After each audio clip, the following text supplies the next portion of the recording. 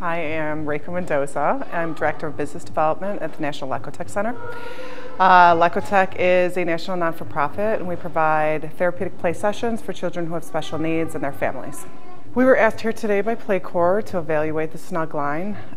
What we're doing is finding out how inclusive the product is. I have to say I think it is one of the most inclusive products I've ever seen, and we've seen quite a few play products throughout our organization. What I liked a lot about it is that so many of the pieces needed cooperation in order to build with, and I was just able to see children of all abilities helping each other. They were able to come up and create things together, and everybody had a say because everybody would move their own piece towards, the product. A lot of times you were able to see that you were able to communicate without necessarily being verbal. Two children didn't necessarily have to talk to figure out that they wanted to take the wall unit and move it over, the wall piece, and move it and turn it upside down.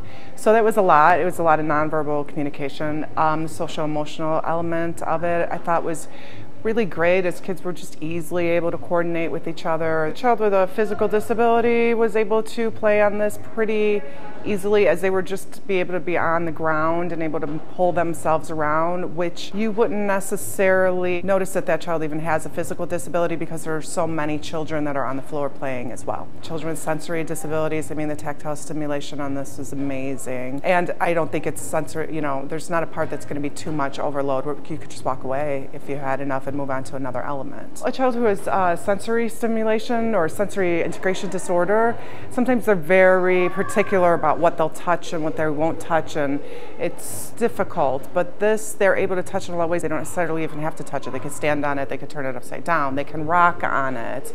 There's a bunch of different ways to stimulate yourself.